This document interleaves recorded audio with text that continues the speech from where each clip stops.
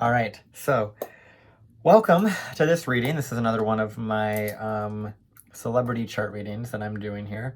So this is going to be kind of a fun one because I want to let you guys know that I don't know if it's pretty. I think I said this in every single one of my videos that I do in relation to celebrity chart readings or public figure chart readings.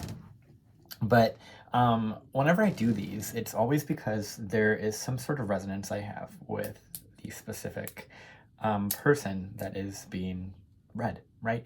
I just feel like a draw to them. I just feel like I need to read their chart for some reason. And there's kind of this ongoing theme of that, where it just feels very personal to me, and it feels very much like I'm doing this for myself, but also for them. More importantly, for them. And it just feels like a soul resonance, if you will. So, anywho, a little background on why I'm reading this person's chart. So obviously you click this video, you know who this is. This is Frankie Always. He is an up-and-coming artist, and I found him on TikTok, weirdly enough. I don't know exactly when. I should look back and see, because I think the timing of that is actually really interesting, which I'll reference in the chart in a moment, because I have his chart that I'm reading today, right? Obviously. So there's some timing in that I think is really, really unique and really interesting. Anywho, so yeah, so pretty much I just read these charts because I love doing this. I just love reading charts, and I love reading people, and what better person than a public figure, right? And so I haven't done a lot of like in-depth like research into Frankie and what he's doing, but I love his message. I love the way that he's speaking about music. I love the way that he the messages that he brings about, and just his presence on social media, even if it is you know, a little bit smaller, as opposed to other of the bigger creators like Russ or, you know, NF, Mac Miller, things like that. But which, by the way, I read for Russ. It's on my channel, so I should go out that one out too. But anywho, so I'm really excited to read this guy's chart, because Frankie I've always felt like a resonance with this man, and I'm just like, I don't know why I want to read your chart, but I want to read your chart. And so that's what we're doing today. So anywho, so if you look down the description box below, you're going to see all the timestamps of what I talk about when I talk about it, because I am going to be talking about quite a lot within this chart reading here, just because there's a lot to say. And I'm really looking forward to where this goes for Frankie, and kind of how he receives this, because I think there's a lot of different ways astrology can be interpreted, and I'm really excited to hear how his response is to this and how he feels this hit. So yeah, so with that, we're gonna get started. So I see the next part where we just kind of go over a basic overview of his chart, so you guys can kind of see what I'm looking at, and you can kind of understand a little bit about at least what we're gonna be looking at today, and then we'll kind of get into Mr. Always. So see that. Okay, so we are gonna look at a at this beautiful Taurus man's chart, because there is so much Taurus in this person's chart, it's insane. So I actually reached out to Frankie to ask for the birth details of this, so I have that. So we actually have his chart here. Let me just pull it up in just a second. But there's a lot of things within this that I'm really excited to talk about. So we have May 14th, 1999. 904 in around Boston. I'm not going to give like all the exact details, but anyhow, so we're gonna we're gonna put the chart on the screen, and you can follow along with it. So there it is, right there. So this is a little bit of a different layout from what I use typically. So this is the chart off of a different software that I'm using today, but it's still the same thing. You can still read along with it. So that AC that you see there, that is going to be the ascendant line. So that is where the sun rises, and then where the sun sets is going to be the DC line. So that line right across, everything above that is going to be in the sky. Everything below that is below the sky. And so, like, from our vantage point. And so all the symbols on the outside are going to be all the different planets, and kind of how they're like all the different images or all the different signs. Right? Obviously we see the moon over there, you know, we see Venus, we see Mars, all these different things. And so there's a lot of things within this chart. There's a lot of different talking points. Okay, there's a lot of talking points in this chart. And obviously we see a crap ton of Taurus, which I will get to in a second. But anywho, So as I go through these planets, you're going to kind of see a little bit more of them, but obviously I'm just going to kind of read it through for you guys so you guys know what I'm talking about. So we have the Cancer rising here, that is at 17 degrees of Cancer. And then we have that North node there in Leo, so you can see that little like horseshoe looking thing. That's in Leo in the second house. Then we have the IC there right at the bottom of the chart in 26 degrees of Virgo. Then we have that Mars, that is 27 degrees of Libra. That's a little like male looking symbol. And the red numbers indicate that it is going in retrograde motion. So we will definitely be talking about that Mars retrograde for sure. Then we have the Chiron in 1 degree of Sagittarius, Pluto at 9 degrees of Sagittarius. Then we have the descendant there in Capricorn, which now we're in the sky. So now we have this, so all Cancer risings are going to have a Capricorn descendant, much like all Capricorn risings are going to have a Cancer descendant, right? It's very much that kind of polar opposite thing, which we'll talk about there. Then we have that Neptune in Aquarius, that Uranus in Aquarius, which is very closely linked to that South Node, which is quite interesting. So we're going to talk about that for a little bit there. The South Node is a little horseshoe-looking thing, but like flipped, a flipped horseshoe, if you will. And then we have that Midheaven there at the very top of the chart in Pisces, which there's a lot of talking points around that too. So I'm going to kind of try and hit everything in this chart here as we go through it. Then we have the Jupiter there at 21 degrees of Aries towards the top of the chart. And then we have this very large collection of Taurus placements, okay? So we have the Saturn in Taurus, the Moon in Taurus, Mercury in Taurus, and the Sun in Taurus. There's a lot of Taurus placements going on for Mr. Frankie. So there's a lot of things to talk about with that, and I've already kind of had some things laid out, some little notes that I want to talk about in relation to all that much Taurus, right? But yeah, so that's pretty much the most of it. And then all those little lines you see on the inside of the chart, those are all the conversations between the planets, right? How they're conversing, if they're having productive or destructive conversations or having more arguments or whatever it may be, right? So yeah, so that's pretty much the basic overview of that. We are going to move and we're going to ease into the very heavy Taurus focus that this man has.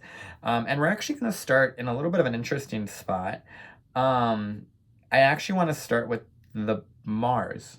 So we're actually going to start with the Mars retrograde in Libra in the 4th house. So I'll see in the next part we talk about that Mars retrograde in Libra.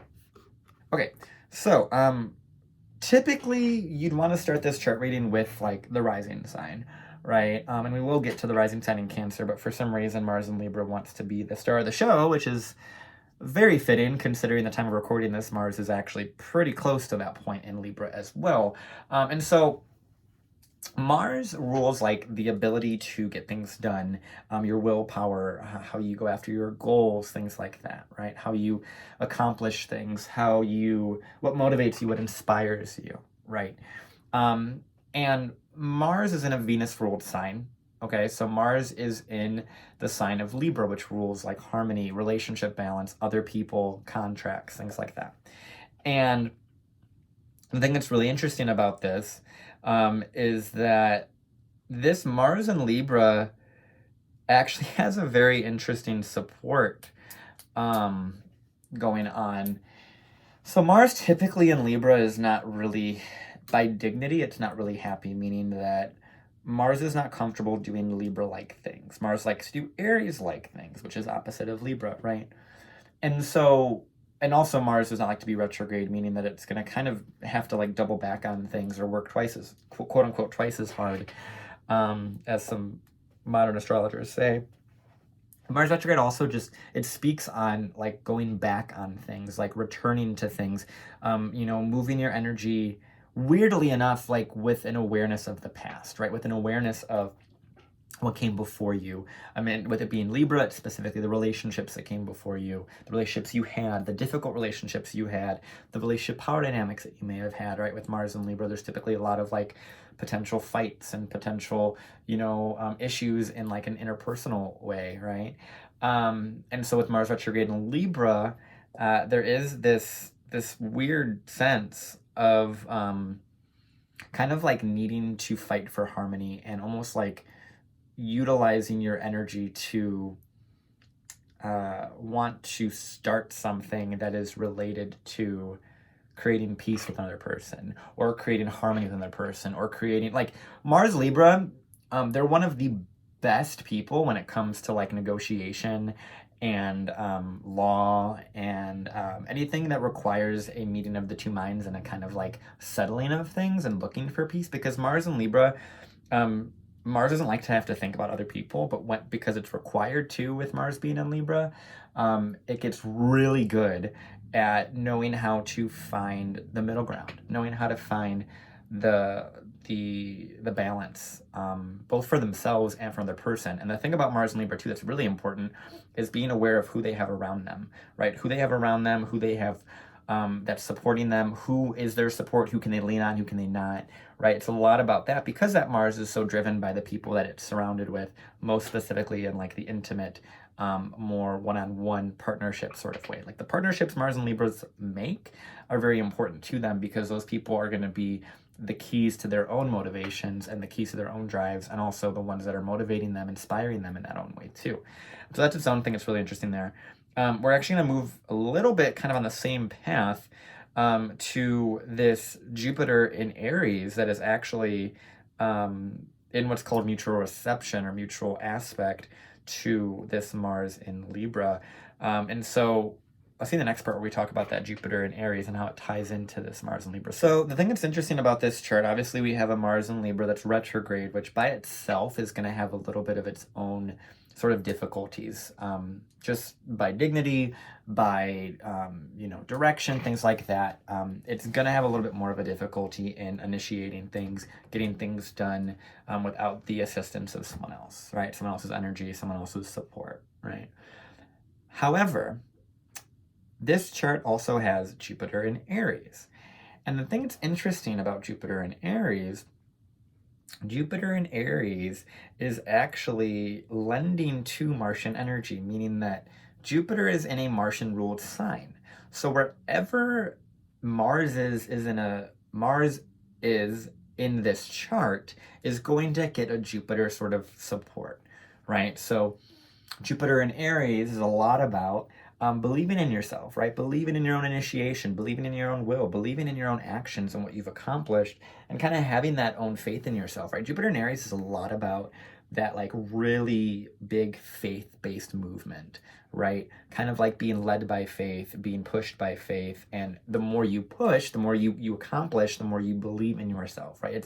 It's that very like I don't want to say naive because that's not the right word, but it's very like it's very like open to opportunity, and it's very very much like this like traditional way of growth is very Aries, where it's like, oh, I accomplished that, I did that, I can do that. It's a lot of self-belief, and then the more you do and the more you accomplish, the more you believe in yourself to accomplish the next thing, right? That's very Jupiter Aries, where it really supports this particular person in accomplishing a lot of things, and almost too much, right? It's almost like when Jupiter is in Aries and it's also doubly applying to Mars and Libra, it's like, how many people can I connect with? How many things can I do that allow me to create peace with another person? How many things can I motivate myself and others to do, right? With that Mars and Libra, there's that like, once again, like I said earlier, like the fighting for that peace of the person, fighting for, harmony, fighting for balance, right? And so Jupiter in Aries with that Mars and Libra opposition is very much about like, I want to get stuff done. I want to make sure I get there, but I want to take you with me, right? It's very much that like, how do I get other people on the same page that they want to go the same way as me, right? And we'll lean into more of this when we get into more of the Taurus stuff and more of the Leo stuff, the more artistry stuff that's very heavily obvious in this chart. But just in general, the Jupiter opposite Mars with mutual aspect is really supporting this person to accomplish a lot, right? Accomplish a lot that allows them to believe in themselves more, right? That Mars and Libra is a little bit on the difficult side, but Jupiter is definitely assisting that situation quite a lot, in a lot of different ways. And recently, in 2022, I had to think for a second, 2022, Jupiter was in Aries. So right around the age of 24, there's a Jupiter return. And so that means that Jupiter was in the sign of Aries, which was also the same Jupiter as Frankie's. So there was a lot that happened during that time. There was a lot of opportunity for more connection, more conversations, more leadership, right? More things to do on your own, stand on your own, right? Jupiter in Aries is a lot about staying on your own, doing your own thing, fighting for your own thing, being your own person. And with that Mars in Libra, it kind of forces that person to be seen with another person, or forces that person to be affiliated or thinking about another person, and making sure that person gets their message and sees their belief and sees their faith and sees their vision, right? So that's just like a really cool thing about this chart. So we already see this Mars-Venus sort of debacle, right? With this, you know, debilitated Mars, which is not really happy, in the sign of Libra, and a retrograde Mars, which just has a lot to do with like really decisive action, but a lot of that decisive action is given to them through another person. But then that Jupiter in Aries is like, no, keep going, you believe in yourself, keep believing in yourself, keep doing more things, right? So it's interesting because there's a very strong Martian quality to this, but as you'll see in a second, there's an even stronger Venus quality in this chart, mainly because there's so many Venus-ruled planets, and we're going to talk about that Venus on the ascendant as well.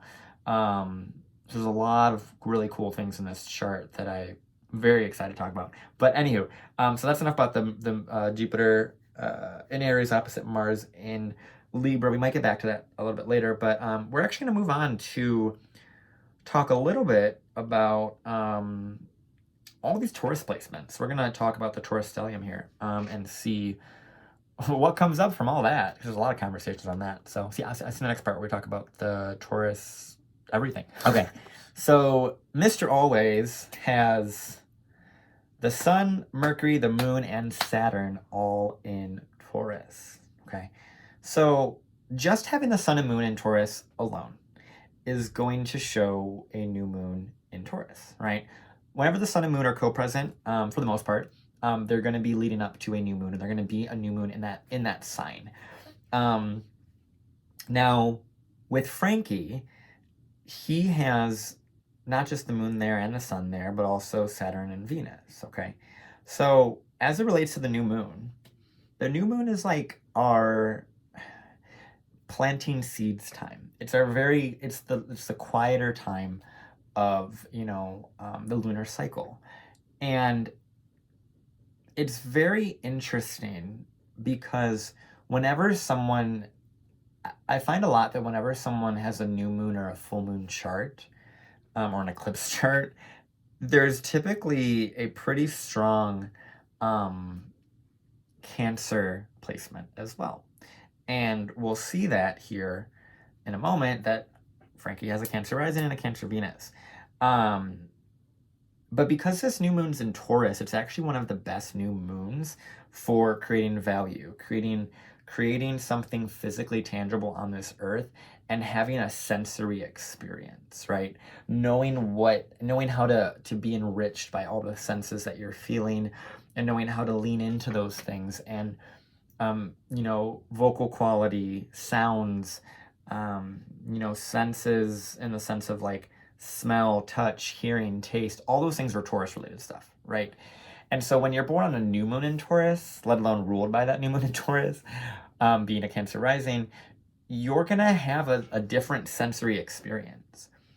And it's going to be a sensory experience that's very, like, I don't want to say overwhelming, but it can be, because this chart has a little bit of an overwhelming sensory thing to it.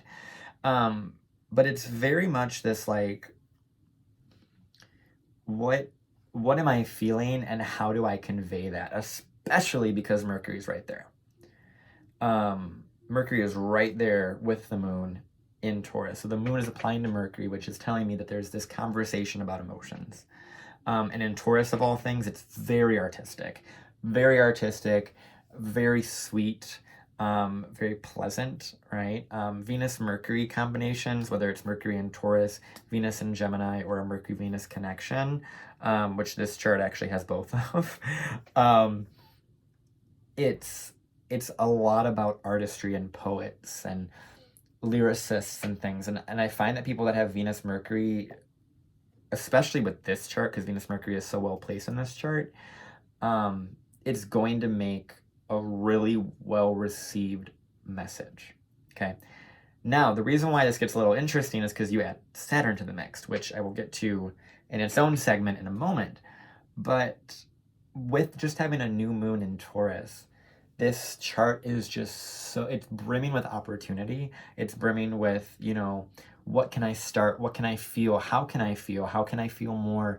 How can I convey what I'm feeling, right? Because there's so much sensory stuff with Taurus. There's so much sensory stuff with Taurus. It's insane.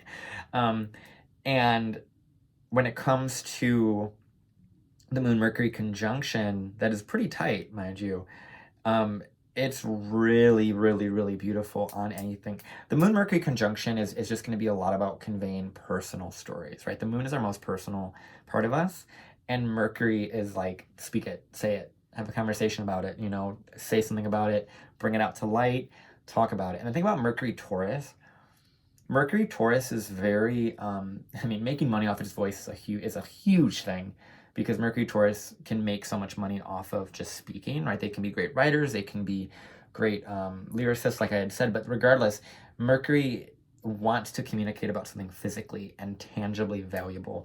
And Taurus is a lot about your foundation, your savings account, your money, your resources, your value. And the thing about Mercury Taurus is they have something valuable to say, right? And then adding this to the moon there, it's a very personal story that is very valuable, right?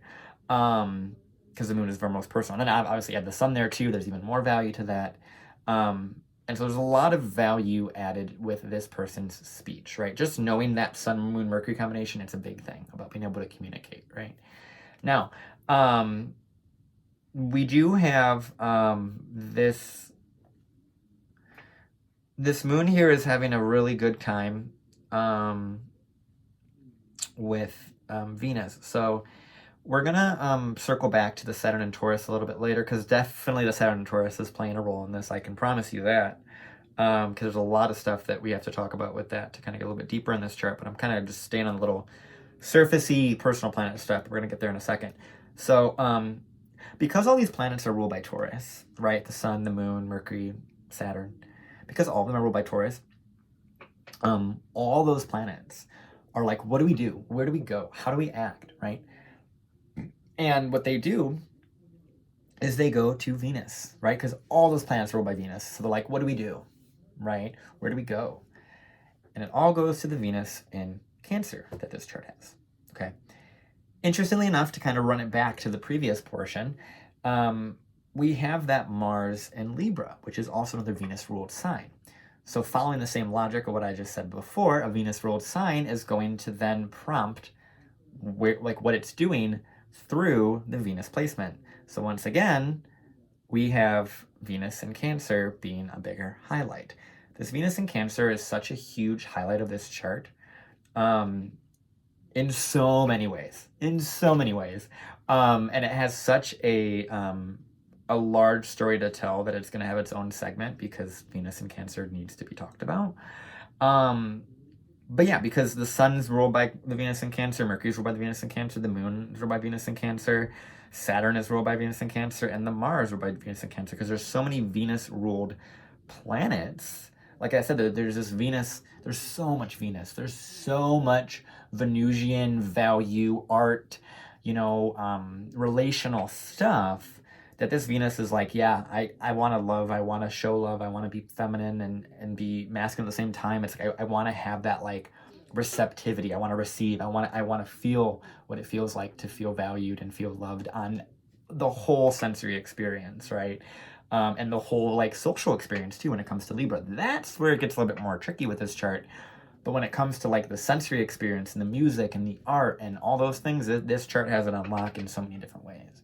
But anywho, we're going to move on to the next portion, which is all about Mr. Always is, I don't know if that's the right way of saying that, Frankie's Venus in Cancer.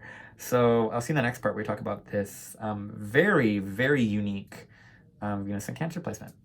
Okay, so now we are going to talk about this very, very beautiful Venus in Cancer, and that's not an understatement. There's so many reasons why this Venus in Cancer is important. One, it's on the rising sign, so it's right there. Which Venus in the rising sign is just going to be its own, it's going to make Venus prominent anyway, right? Venus is like, it is an evening star in this example, which does mean that there is this sort of like, more of it is more reflective, if you will. But because Venus is literally rising on the horizon, it's very, very beautiful. And this Venus has a very, it has a lot of power in this chart, right? A lot of the chart, like I had said previously, is kind of conversing with that Venus and saying, what do we do? How do we move? How do we find value? How do we feel, our senses? How do we, work through this internal conflict and this sort of like, this personal conflict we may be having, right, with that Mars and Libra there, and how do we, make sure we're finding balance, right? And the thing that's interesting is this Venus in Cancer is right on the ascendant. It's technically in the 12th, but it's right on the ascendant. So there is this very, almost like, just keep showing up, just keep being your own person, just keep shining your light, just keep telling your story, just keep showing who you are to this person and in your authenticity, and that will be enough, right? And the thing about this chart that I find really, really interesting, when I was doing some digging into this chart, is this Venus actually has an almost like otherworldly quality to it. And the reason for that is because Venus is out of bounds. And so what out of bounds planets do is they'll kind of move without limits, right? They'll kind of push the boundaries, of what that planet can accomplish, hence the reason out of bounds, right? It kind of, it goes out of the authority of what we know in relation to that planet, okay? And this is where this chart can get a little bit out there, right? Because granted, it's Venus out of bounds, so it's not going to do anything super crazy because it's Venus. And that Saturn in Taurus is holding on a really, really good job with this. Which we'll talk about the Saturn and Taurus in a moment. But the Venus out of bounds, the thing about out of bounds planets is they are going to push the limits of what is possible for that planet related to the themes of that planet, okay? And when it comes to Venus, everything to do with aesthetics, everything to do with art, everything to do with value, relationships, morals, ethics, resources, money, right?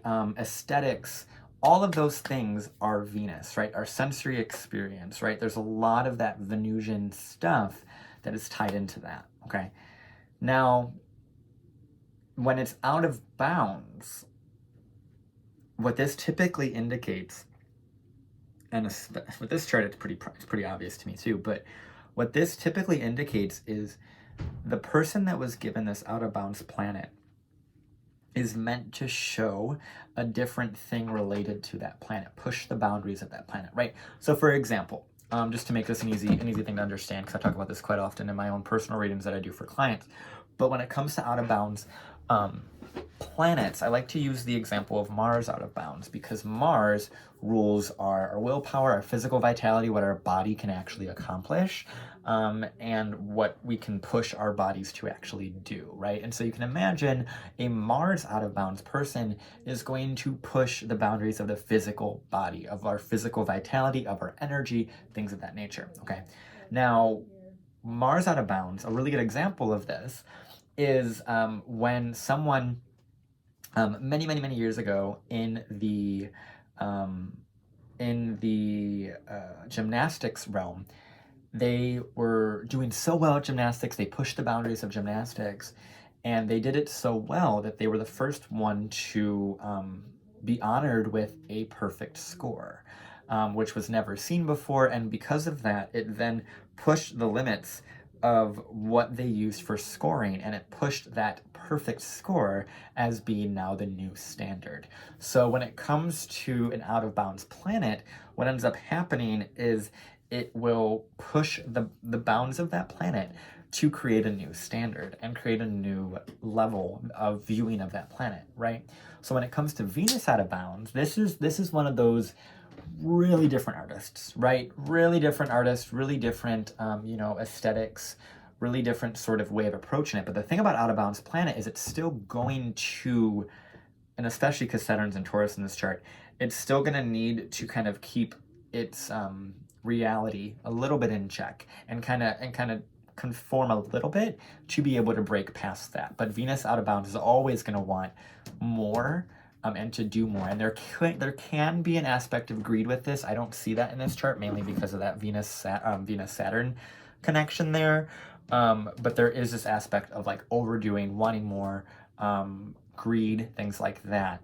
And with that Jupiter Aries, it definitely has that impulse to it, to want more, to want to do more, to want to do more, to get more attention, to get more things put on it, to get more spotlight, right?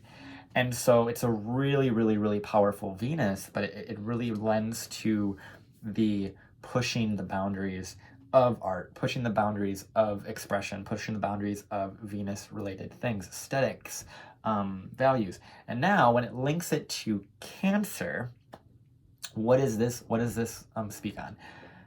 Out of bounds planets in Cancer are specific to how do we nurture ourselves? How do we care for ourselves? How do we make sure we meet our needs? How do we make sure that we are emotionally centered? How are we taking care of ourselves and regulating ourselves, right? There's a lot of that within this out of bounds placement because it's in Taurus, or I'm sorry, it's in Cancer. So there's a lot about how can I nurture myself? How can I face my family? How can I make sure that no matter what is going on around me, I am capable of seeing the value in my own body and in my own senses and in my own, regulated nervous system, right? How can I keep myself in a sensory experience? There's so much sensory stuff in this chart. And that's why, like I said, Venus is very, very strong. Now, like I said, that Venus is just, I could talk about that Venus a lot more, and that Venus would gladly want me to talk about it a lot more. And it is in a nice neutral aspect with that moon in Taurus. So that we have a moon Venus neutral aspect and a Mars Jupiter neutral aspect, which those are really, really great for, just mitigating the issues with those planets and kind of allowing those planets to talk to one another. That Venus moon one, beautiful. The Mars Jupiter one, a little bit difficult. But it's still being mitigated by Jupiter. So there's a lot of helpful parts of this chart that are allowing this chart to work really, really well. And then, of course, we have the Saturn in Taurus, which is what we're talking about next, where that Saturn in Taurus is really requiring patience and a lot of your time will come type of energy, right?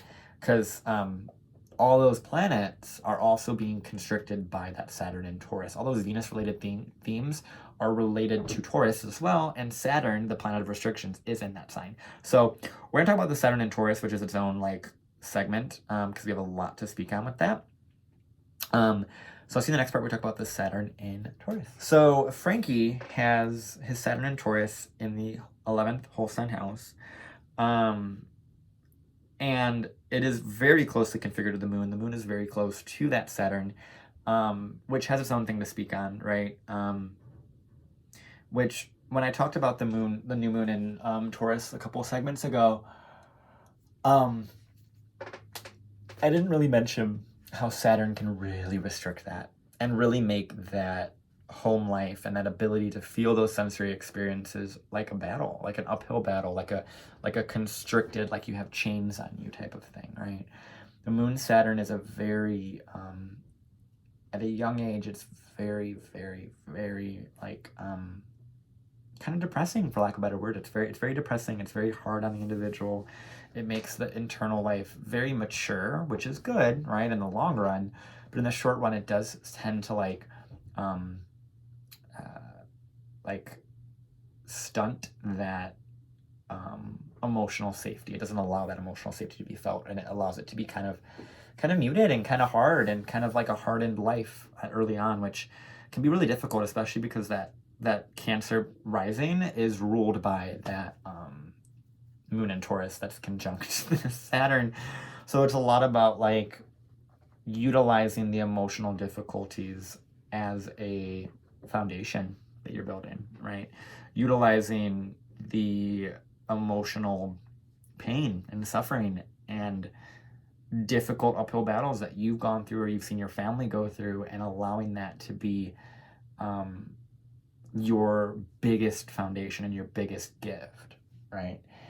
And with Saturn being in Taurus as a standalone, it's going to have this theme about it related to self-value, self-worth, coming from a situation where you have to stay humble, right? Mainly because Saturn in Taurus typically has a very like physically oriented sort of mindset where like they want more money, they want more things, they want the fanciest car, they want the fanciest dinner, they want the fanciest sensory experience. And I can promise you with this chart, it really wants it, especially that Venus on the ascendant, that like really, really loud, out of bounds Venus. The thing about it though, that Saturn in Taurus is keeping that humble and allowing that person to enjoy every single step towards that sensory goal, right? It's almost like, it gives me the imagery of like, this is weird because I don't typically say this for Saturn and Taurus, but it gives me the imagery of like, if you went into, if you were a touring artist, for example, right? Or you just went on tour and you just started doing shows or something, right? And you immediately go into doing like Allstate Arena, right? Or Times Square, right? And there's hundreds of thousands of people.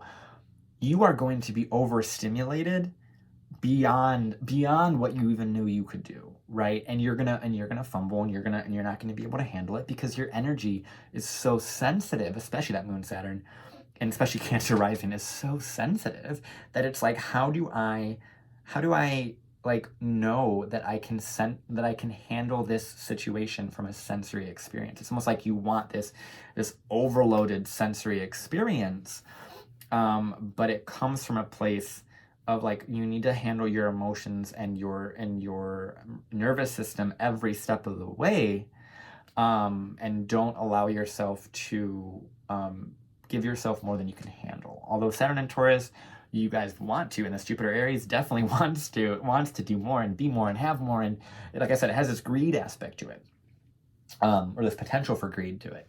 It doesn't necessarily mean that it goes that way. It can also go in the way of a lot of like frugality and a lot of patience with that, and really understanding the step-by-step of like, I can't handle having a huge audience right now. I can't handle that. I want that, but like energetically and emotionally and responsibility wise and, you know, just sensory wise, I can't handle that. So it's a matter of getting those sensory muscles built throughout time. And also with Saturn and Taurus, it's not just about sensory stuff, it's also about the value you hold, the money you make, right? And the value you see in yourself, right? And the thing about this, you have so much Taurus, this chart has so much Taurus that this person has a lot of value, right? That Venus is so strong, this person has a lot of value, but it's a matter of that value not being perceived as valuable yet, and keeping to build up that value and express your value, express you know, who this person is, right? Express themselves, especially because so much of that chart's in the 11th house, which is a lot to do with society and your audience, which we'll get to that in a second when we get to the South Node in Aquarius. But there's a lot to do with this chart related to, I want more people to see me, I want the audience. But Saturn is there, and Saturn's like, you can't have that yet, not because you don't deserve it, but because you need to appreciate every step that you're building to whatever your goal is, right? The 11th house is all about goals, aspirations, who you are associated with, your life-term dreams, things like that, right? It's almost like when you're given a platform, what are you going to do with it? And how are you going to ensure that platform is valuable and is built the way you want to build it, and also in a way that has people that are aligned with the same values that you hold, right? It's a very slow burn, but it's a slow burn towards the right audience, right? The right people. And I can promise you, I'm one of those right people, because I was like got you. You're like literally like right on the same, we're on the same wavelength. I see what you're doing, right? And it's a matter about finding people that see what you're doing. And typically with Saturn 11th house, it's like there's kind of this restriction of associations, restriction of an audience, restriction of who listens to you or who sees your value. But it will build over time. And for timing's sake, I wanted to say this earlier. There was likely something that was pretty prominent around April 30th and May 15th of 2022.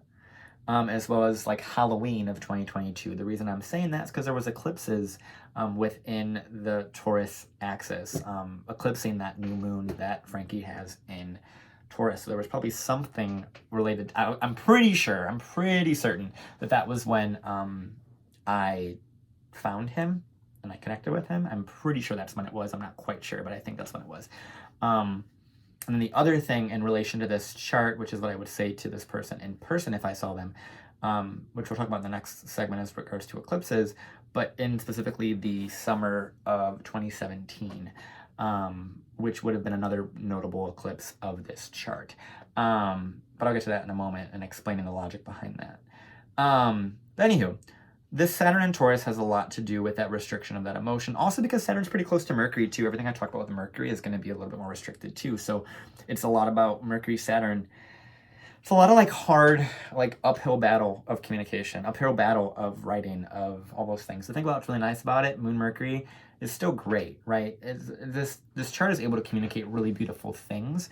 It's just Mercury, Saturn is like, you have to keep at it. You have to be consistent. You have to, it's like one of those things where like I think about, I don't remember if Russ has this or not, but like, I don't think, no, I think maybe Russ does have this. I think Russ might have a Mercury Saturn square. I can't remember, but Russ's video is up there if you want to check it out. But point is, it reminds me of Russ where he like wrote a song every day for like 6 years, right? It's that like Mercury Saturn consistency of like, this is my goal. I'm going to keep building this foundation. I don't care. I'm just going to keep it up, right? Consistency, consistency, consistency in relation to Mercury and Moon things in this chart, right? Which has to do with communication and writing and speaking and being heard. And then the Moon, which is a lot about the emotions and emotional regulation and things like that, right? So this chart is a lot of value. It's just the value isn't, I don't want to say actualized, realized. I don't like using words like that, but it's very much something that it's not time yet for this chart to be seen. Like I had said with the kind of like social overwhelm, right? So that's the little Saturn there. We're going to move in to talk about this South Node in Aquarius, which is very, very interesting. We're going to talk about the South Node in Aquarius and the North Node in Leo. So we're going to talk about this nodal axis here, and then we're going to finish it off with this Pluto in the 6th, and then maybe a midheaven conversation too. But yeah, we're going to move on to the North Node in Leo, South Node in Aquarius, and then maybe 2 more segments, and then from there I'll close it out. But anyway, see in the next part, we'll talk about the North Node in Leo and the South Node in Aquarius. Okay, so we have this North Node in Leo here, which this actually has a very unique layout. Okay, so first of all, the North Node, for context, I always say this in like every reading I ever do, in person, virtual, whatever, online. And the North Node, it has a lot to do with, like, it's where the eclipses were at when you were born. Okay, so the year that this person was born, they had the eclipses in Leo and Aquarius, which is why in the previous segment I mentioned that those eclipses in 2017 were important because that was when there was eclipses in Leo and Aquarius, right? So that year was a big deal, right? August of 2017 and I believe February of 2018 were both very prominent times in this particular chart's growth, right? And so anywho, so when it comes to the North Node in Leo and the South Node in Aquarius, the North Node has a lot to do with what our soul is looking to go into, but it's kind of in more of a stepping into it way. It's not really a forceful way. As well as the South Node is kind of this like more so this like kind of this area of kind of like going to it and kind of going there and kind of allowing that to kind of be, for lack of a better word, our comfort zone. I don't like using that word. I wish there was better ways to phrase this, but it's just what comes to mind. So the South Node is very much like what we are accustomed to, what's familiar to us, right? what we know, right? What we kind of know we can lean on, stuff like that, versus the North Node is kind of like what we're going in to learn how to lean on, learn how to explore, okay? Now, North Node in Leo, point blank period, a lot of artists, right? A lot of people that have this North Node in Leo just as a thing are going to have a lot of artistry in their chart. There are a lot of the artists that are like, I want to be, you know, I want to be whoever, whether it's a visual artist, a dancer, a musician, whatever. They want it all. They want to explore all of that inner child work and be able to express all of themselves, right? The Leo North Node is a lot about this like really powerful expression of ego and expression of who you are and expression of what you are, right? And exploring what that can be and exploring how you can show up and how you can have fun, right? North Node and Leos, y'all are so loving and supportive and like so fun, and that you guys just want to have fun all the time, and it's a matter of leaning into that, which I think is really, really beautiful. The thing about this, the North Node is in Leo in the second, so this is telling me there's some interesting stuff here, because the North Node and the Leo in the second, first of all, that's making a lot of money through artistic stuff, through expressing yourself, which we kind of already linked at with the Venus on the ascendant in Cancer, but North Node and Leo in the second, it's just almost like learning how to make money through their own means, and through their own creation, through showing themselves, right? Which is a very artistry thing, right? North Node and Leo in the second is a lot about that. A lot about just being an artist, being your own person, allowing yourself to be seen. There's a lot of movement forward over time into developing of your own resources, your own value, your own ability to have worth, right? This reminds me of the saying about like how when people, like when you're born, right, just inherently born, you're worthy, right? You don't need to do anything. You don't need to, work and pay bills and, have obligations. You don't need to do that. You're just inherently valuable simply because you're human. That's it. And that's what this North Node and Leo needs to know. Most North Node Leos need to know that. But it's a lot about being able to look at yourself through the eyes of a child and say, does this child have value? Of course they do. So why does it change anything different when I'm older, when I'm 23, 25, 28, right? Why does any of that change? It doesn't, right? It's a matter of our perspective about growing up and losing that childlike side of stuff, right? Which is why this chart is like really required to kind of go in that direction and reclaim that, which is all about the North Node in Leo. Especially because it's in the second, it's all about value, money, resources, ethics, morals, a whole stuff, right? I think it's interesting about this, though. We have the South Node in Aquarius, right? So the South Node and the North Node are always going to be opposite one another. So where the North Node is kind of like where we're going and what we're looking to kind of go into, the South Node is this kind of past, looking back, relying on that, right?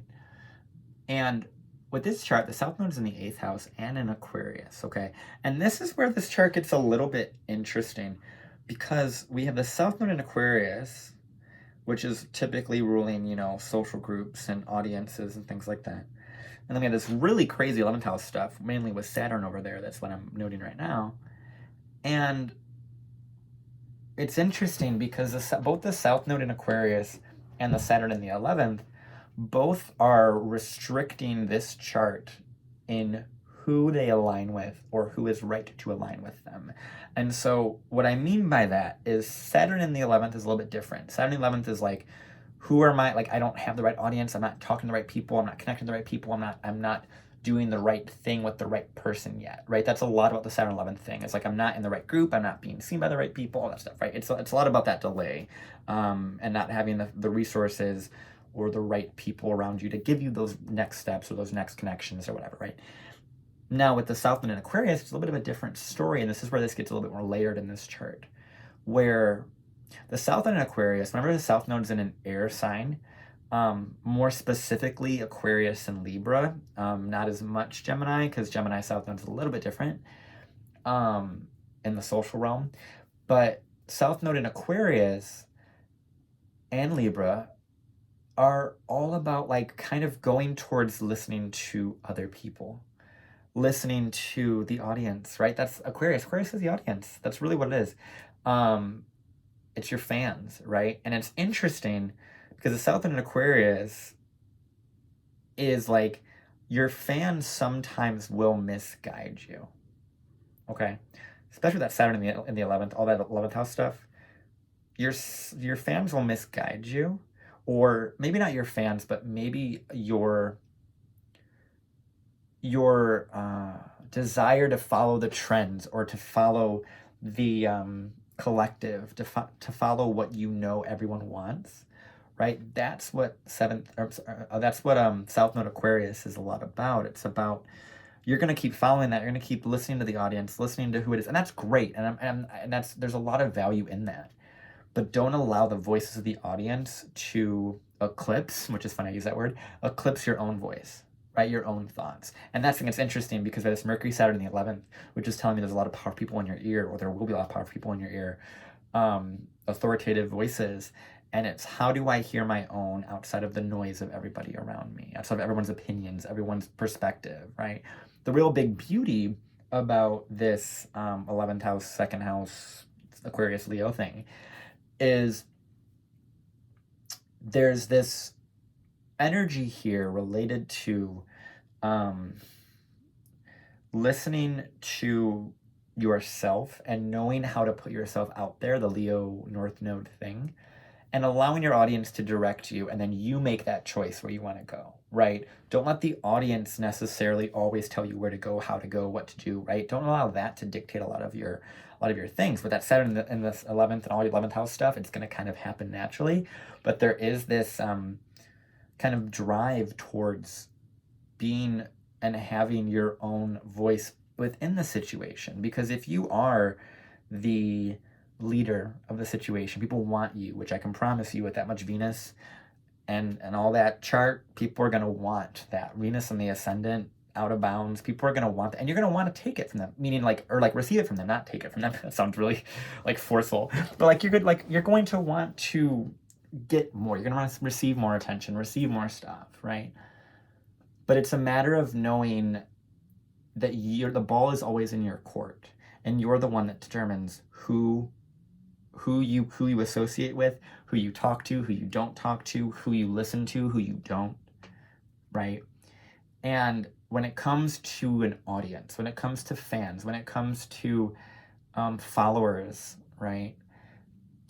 When it comes to friends, when it comes to your partner, there's so many different opinions nowadays, especially on the internet, where it's like, do not allow those opinions to stop your storytelling, to stop your creativity, to stop your exploration, to stop your journey. Do not allow that to doubt you, right? You have a story to tell. This chart very much has a story to tell, and it's gonna do it, especially that Venus. That Venus is gonna pull in a lot of really crazy stuff, almost relationally as well, like personally relationally, not just like internet relationally, like very personal stuff, especially because there's a lot of stuff with the Libra stuff going on that I kind of mentioned at the very beginning, but I didn't want to get too deep because this is kind of for right now, it's looking like a public video, so I don't want to make it a little bit too deep in that. But anywho, this chart has a South Node in Aquarius in the 8th, which is like allowing the opinions of the audience to like disempower you. And I see this also with the Saturn in the 11th too, with Mercury and the Moon. Do not allow the audience and the hate comments and all that shit to get to you. You're going to, because you really care about people, right? And that's natural. That's a part of the process. But the sooner you can recognize where their reaction is coming from and whether it has value or not, is really what's important, right? Knowing what's causing them to say that is not always a reflection of you as an artist and of the music you're making. And the thing about music, which, yeah, I'm going to talk about this Pisces Midheaven because I feel like now I have to. Think about music, it's all about projection. It's all about what they're getting out of it. You are simply not a spectacle, it's not the right word, but a container of creativity, of artistry, of beauty, of art, of, for lack of a better word, like source, God, all those things, spirituality. And that's where music comes in. Music is such a divine thing. And as it relates to your Pisces Midheaven, we're gonna get there in the next segment because I guess I have to talk about it. That's a lot about this story, right? The Pisces Midheaven is probably the one I see the most in artists, and individuals that are very, very artistic and creative. This chart, just looking at it, this person's an artist. I don't even have to like really know that this person's an artist. I know this person's an artist, right? But it's interesting because this person's an artist, but there's this interesting thing here with audience's opinions, audience's voices over your own, or, you know, your groups or your friends or your whatever, their voices over that artist's voice. And kind of like the need to give the authority outward, or outsource that authority to a different voice. Mainly, you know, friends, associations, groups, online fans, followers, things like that. So that's what's interesting, is that I think that is going to be and will be probably the biggest struggle in this chart, related to the artistry portion, because this is such an artistry chart, but it's that south node in Aquarius in the 8th, which is already just like a leaning too much into trusting fans and getting too deeply involved with them. But then when it comes to the Saturn in the 11th, it kind of says the same thing to me. So it's a lot about knowing who in your fandom, which sounds so weird to say that, who in your fandom or who is in your followers or your friends or your associations, is your support, right? Like shares those same values, shares those same ethics, morals, image, vision, right? So that's a big part of it. But anyway, let's move on to the second to last portion, which is the Pisces Midheaven, which I think is what's going to tie a lot of this in a really nice way, in regards to artistry. So see the next part, we talk about the Pisces Midheaven. So the Pisces Midheaven, this has a lot to do with the public image. Okay, public image, the ability to be seen publicly, how you are seen publicly, okay? And whenever someone has a Pisces rising, or I'm sorry, Pisces Midheaven, Pisces rising too, but Pisces Midheaven, there is a large ability for this person to be very easily recognized and very easily projected on and very easily like this character, right? Wherever Pisces sits, that specific house is going to be kind of shrouded with intrigue and mystery and divinity and artistry and media and glamour and fame, and it's a lot of that stuff, right? It's a lot of like the ideals, right? The kind of like, I can imagine my life to be this, right? This is a very, very beautiful chart.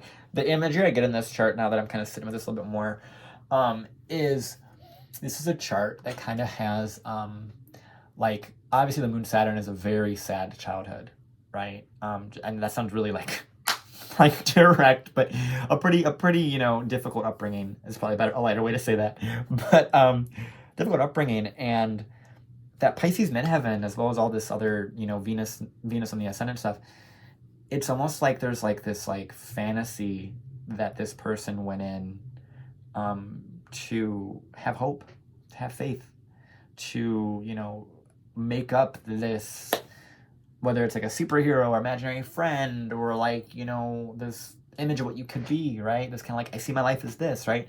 That's what I think this chart kind of uses coping, but it also, like, coping and hoping are kind of the same thing, right? And this chart, and they're both kind of this Pisces theme, which is interesting, when you think about it. And so with this chart, it's kind of like coping with the situation in a way that is like, oh, but I could be this, right? Kind of having this ideal or this vision kind of implanted in you of like, I want to be like this. I want to be this artist, right? I want to be, you know, like famous, or, you know, whatever it is, or recognized, right? And that Pisces Midheaven is going to get it anyway, so like I don't really need to do much, because Pisces Midheavens are going to get the attention, but it's attention that is caused by, it's weird to say this, but like misinterpretation, or like glamorization, and especially with Venus on the ascendant, lots of glamour, right? And falling into that Pisces thing where people kind of see you as this shroudy, that's a weird word to say, but like this this beautiful person that can be all of these things. They're kind of like projecting on you just like you are to yourself. And the thing about Pisces Midheavens, they have a very beautiful career, and they can be of really great service to humanity, because they are very in tune with the collective unconscious. and what the collective wants from an artistry perspective. So Pisces midheavens are great for this. They're so tapped in and tuned in to what the collective emotional undercurrent desires are, that they're able to bring out art that is so beautiful and so, you know, right on track with what we're all sensing and feeling, right? And when it comes to Pisces midheavens, it's a lot about having faith in that process. It's a big faith-based midheaven in regards to career. Interestingly enough, Saturn is currently in that sign, in Pisces, and it's going to cross over that degree probably towards the tail end of 2024. 2024, around beginning of 2025 is when it's going to probably start that sort of time. And when it comes to the career image and where it's going and stuff, that will start to form, and it already kind of has, but it's going to really formulate over the next year or two as Saturn kind of solidifies those dreams, those ideals, that artistry, that brand image, if you will, right? How you're perceived publicly, what you want your message to be, your bigger, broader, you know, image, right? What you want to be seen as, right? On the big scale. That's very Pisces midheaven, right? And it's almost like you're trying to connect to something and you want to do it publicly, right? And that's why Pisces midheavens are great for artists in so many ways, because you're trying to connect to divinity and share divinity in a public manner. It won't happen in time, I promise. So that's the Pisces midheaven that I wanted to speak on. Now we're going to talk about a little heavy hitter here. We'll talk about Pluto in the 6th. So we're going to talk about that, and then we'll close it out. But yeah, we're going to talk about Pluto in the 6th house and what that indicates, which is a very deep part of this chart, which I saved it the best for last, I guess. So see the next part, we talk about the Pluto in the 6th house. So Pluto in the 6th, okay, there is a... the thing about Pluto is a very... it's a very heavy planet, okay? It's not really nice when it comes to evolution, but it wants you to really wield the power it gives you. But to give you that power, it has to destroy you first. Sounds kind of extreme, right? But it's supposed to, you know, it requires authenticity and it requires ethics. But to do that, you also have to see how unethical people or you can utilize that house. So wherever Pluto sits in the chart, it's going to cause those themes related to that house, okay? This chart has Pluto in the 6th house in Sagittarius, okay? There's no, like, major Pluto aspects. Pluto is kind of doing some inconjuncts to some of the Taurus placements. But Pluto in the 6th, just in general, is going to have a lot to do with work while you're here. Meaning physical, tangible, day-to-day work stuff, right? So Pluto 6th, a lot of the time, they are going to, one, want a job that is very, very, very powerful and kind of like trying to find that perfect job and that perfect use of energy and the perfect way to, you know, utilize their time while they're here, right? Accomplish all this stuff physically, right? The 6th house is all about physical accomplishments and health and routine and working really hard and being consistent, right? Once again, we go back to the Saturn and Taurus. And so Pluto in the 6th has a lot to do with that and with the concept of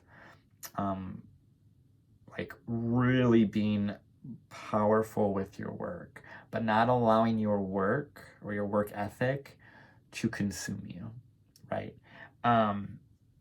And Pluto in the 6th, it really wants to do something very powerfully while it's here.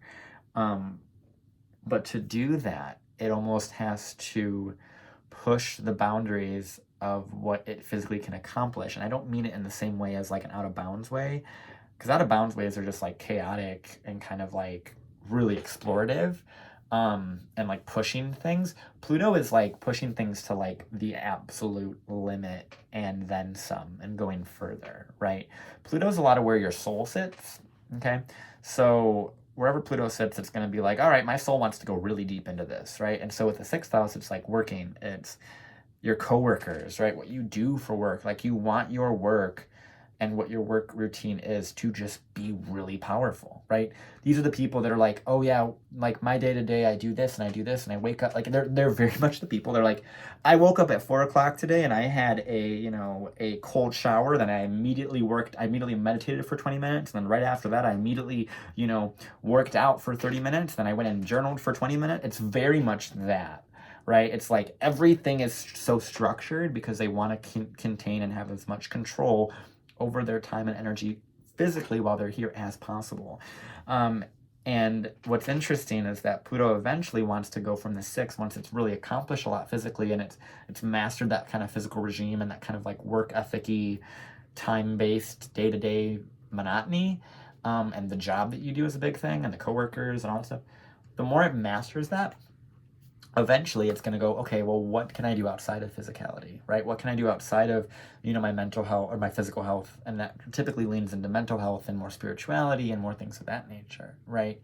And so typically with Pluto 6, it takes a little bit of a time to allow themselves to kind of relax without a routine. And a lot of times this is typically indicated or typically shown in examples where people overwork themselves and then they end up in the hospital and they have to take time off work, right? To incorporate that new energy or to heal their body in a different way and think about their use of their energy in a different way, right? That's kind of Pluto in the 6th. And it has this very like planning, perfecting life sort of energy. So there's a lot of anxiety with this too. It can show up, but ultimately it's about having a very, very powerful job, right? And I don't mean like job like public image thing, right? Public image is not the same as your job. Like job is what you do every day, what you work every day, what your routine is, what's gotten you to your career, right? And so that's what I mean when I say there's this thing in this chart where it's like, oh yeah, I wake up and do this and then I do this, and it's like very much like 75 hard, that thing, very much this chart, right? 75 hard is this concept, for those that don't know, it's like doing 75 days of like a very strict regimen of like no social media, no alcohol, working out at least this amount of time. It's very much that. And that's 75 hard is a very much like a Pluto 6th house thing. And I wouldn't be surprised with Mars Jupiter in this chart if this person has done thought of and or done 75 hard. And if not, surprised. they probably thought about it, I would think. But anywho, that's at least the Pluto 6. It's just a matter of just being be patient with yourself. Like that's what I would say to this chart is like, be patient with yourself. Allow yourself to be okay with where you're going. You have a lot of experience to draw on, a lot. It's a matter of finding the right words for it, which is really interesting. You also have this, find the right words is the big part of this chart, right? That Mercury is pretty interestingly placed as well. Just some like final closing notes here, but that Mercury is kind of squaring the nodes to Uranus on the south, which to me is this like, you have a very vast amount of knowledge of what the collective wants in many, many ways, but it's a matter of finding the right way to articulate all of what you know and all of what you're sensing and feeling, especially that very heavy Taurus part of this chart, right? And so there's a lot of really cool things in this chart here that make me very much excited to see where this chart goes. Honestly, there's a lot of really cool things happening concurrently with this chart that are kind of helping bring forth a lot of change. Jupiter is currently in Taurus, which of course is helping a lot of this chart here. Uranus is kind of bouncing around the sun of this chart, which is interesting as well. And that'll be bouncing around there for about a year or so. And currently also the Mars return, so that's really interesting as well. So there's a lot of things happening currently for this chart as the time I'm recording this, which is right around October 1st of 2023.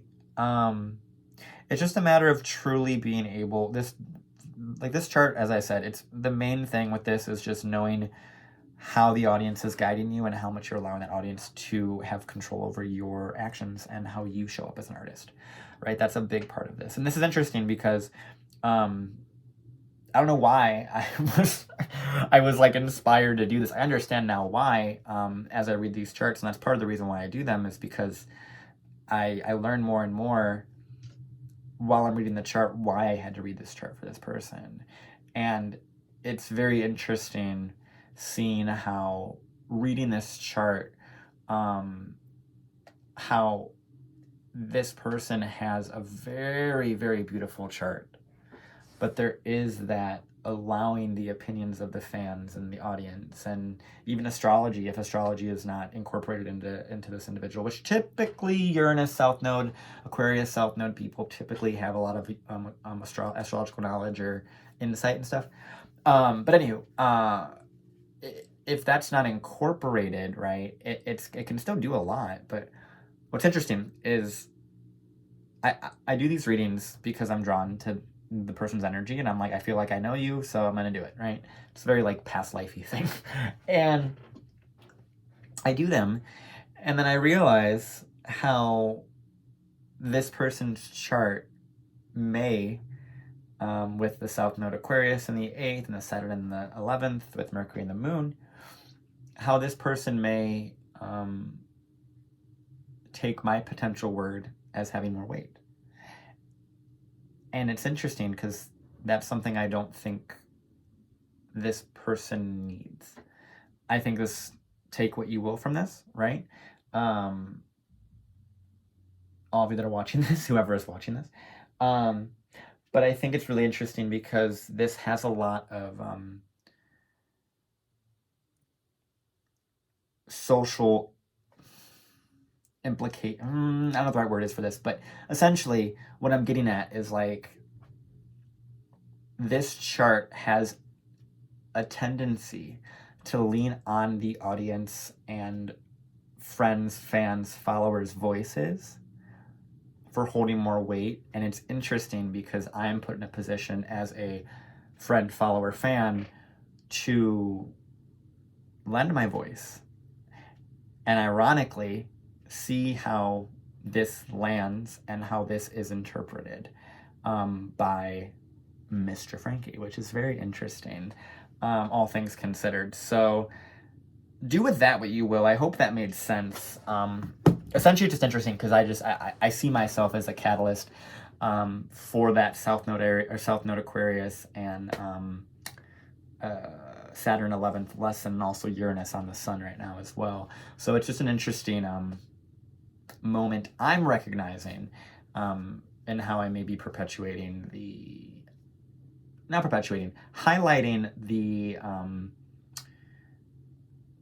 the kind of pitfalls that I see in this chart, or the kind of larger lessons I see in this chart. And in essence, by doing what I'm doing right now and making this video and making this reading and putting it out there, how this is actually highlighting those two lessons, that Saturn and that Uranus, pretty prominently, of like what to do with this now, right? Which is very interesting. And it was funny because this was very much a reading that I just kind of did, right? I just did. I didn't really need much prompting. I just kind of did it. I asked, Frankie for permission, and for his birth time, I just did it.